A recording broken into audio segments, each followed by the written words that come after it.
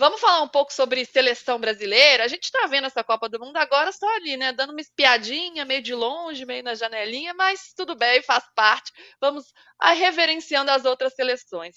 E uma das coisas que chamaram a atenção na eliminação do Brasil foi Luciana Mariano e a indignação dela diante da nossa seleção.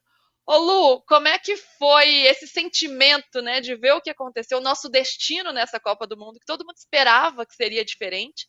E como que você avalia o trabalho da Pia? A gente queria a sua opinião.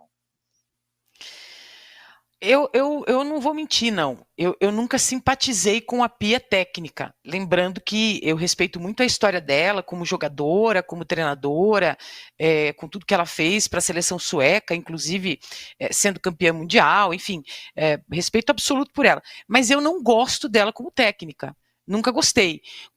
Mas quando ela chega, a gente tinha uma realidade, sendo muito honesta, a gente tinha uma realidade tão podre aqui no Brasil com a nossa seleção, que quando ela chega eu penso, gente, vai salvar a gente de alguma maneira. Assim, é outra realidade, porque o futebol feminino estava no famoso limbo. Limbo. E eu não gosto de falar detalhes sobre isso, porque quem eu poderia citar já não está mais aqui entre nós para poder se defender. Então eu prefiro passar por isso, mas a gente vivia um limbo. E aí, quando ela chega, eu dei um up, assim, tipo, nossa, que legal. Afinal de contas, ela conhece, ela já treinou nos Estados Unidos, ela, pô, conhece a realidade do futebol feminino e tal. Eu fiquei animadíssima. Conforme as coisas foram acontecendo, eu sempre senti uma distância dela com a nossa seleção. E aí vem uma série de equívocos. Então, por exemplo, ela não convocava a Andressa Alves. Pô, eu estou fazendo campeonato italiano, eu estou vendo a Andressa Alves sendo ganhando o prêmio de melhor jogadora da Itália. E eu penso, gente, ela é brasileira. E por que não está convocando ela para essa seleção? Já começa a me desconfortar. E ela não responde pergunta. E eu não tive chance de sentar à frente dela, porque se eu tivesse, eu ia falar, filha, como que está acontecendo? Conta aí pra gente. Né? Por que você não convoca? Por que você pega a jogadora e fica mudando de jogadora de posição, fazendo 577 mil testes? Porque isso deixa qualquer pessoa numa situação desconfortável, para dizer o mínimo. Se o meu chefe hoje chegar para mim e dizer assim, hoje você vai narrar, amanhã você vai fazer matéria, eu não sabe muito bem o que você vai fazer aqui, mas não, eu preciso ter uma rota clara, porque aí eu fico segura do que eu vou fazer. Isso é pétreo? Claro que não, eu posso mudar se eu não tiver rendimento, mas uma ideia, pelo menos, precisa ter. Aí ela dá o golpe de misericórdia. Vem a convocação e a Cristiane tá fora. Putz, mas aí pegou meu fígado. Pegou meu fígado de um jeito assim absurdo, porque em 2022 não existiu na face da terra uma brasileira que tivesse feito mais gols do que a Cristiane. Em todo o universo. Não existe. Nem outro planeta, em lugar nenhum. Então, como é que você deixa essa jogadora fora? Mas é que tem treta entre a Pia e a Cris. Meu, vocês têm quantos anos? 12? Senta e conversa. Ó, seguinte, para você estar aqui na seleção vai precisar disso aqui, e para você vai precisar disso aqui. Conversa e resolve, porque o que a gente está falando aqui é maior. É uma Copa do Mundo.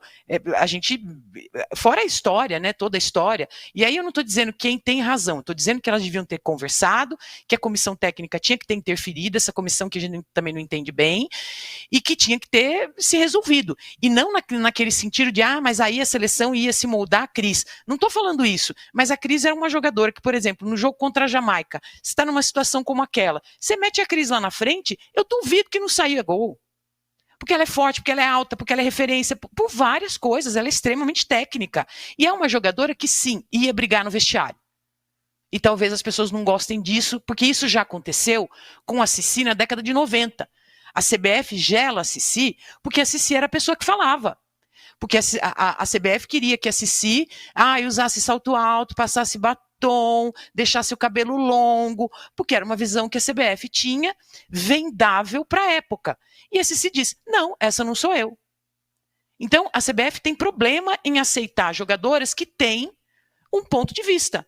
Significa que a CBF tem que se curvar diante dessas jogadoras? É óbvio que não, mas dá para conversar.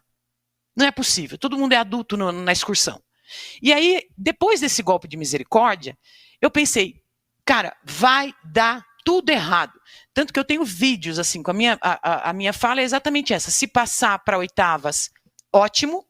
Se chegar em quartas, a Pia fica. E era o que ia acontecer, pode ter certeza. Mas, para mim, não passa de oitavas. Pô, não passou da fase de grupos. E jogando do jeito que jogou. E aí eu coloco também responsabilidade para cima das jogadoras, porque faltou aquela jogadora que mete a mão na mesa e diz assim, o que está acontecendo? E a Pia, deu 45 minutos, fomos para o intervalo, não está dando certo, não vamos continuar a fazer a mesma coisa. Por quê? Continuar fazendo as mesmas coisas esperando resultado diferente é burrice. Aí disse que ela tinha planos A, B e C. Eu quero saber qual dos 3 ela executou. Para mim, nenhum, né? Porque se tivesse executado algum, tinha dado certo, deu tudo errado. Ou o plano era perder. Então, assim, eu fiquei revoltada. Porque a gente tinha material humano, a gente tinha as jogadoras fisicamente muito bem, a gente tinha um apoio que nunca tivemos, e não estou dizendo que esse apoio não deve continuar, esse apoio tem que continuar e muito mais forte do que já foi.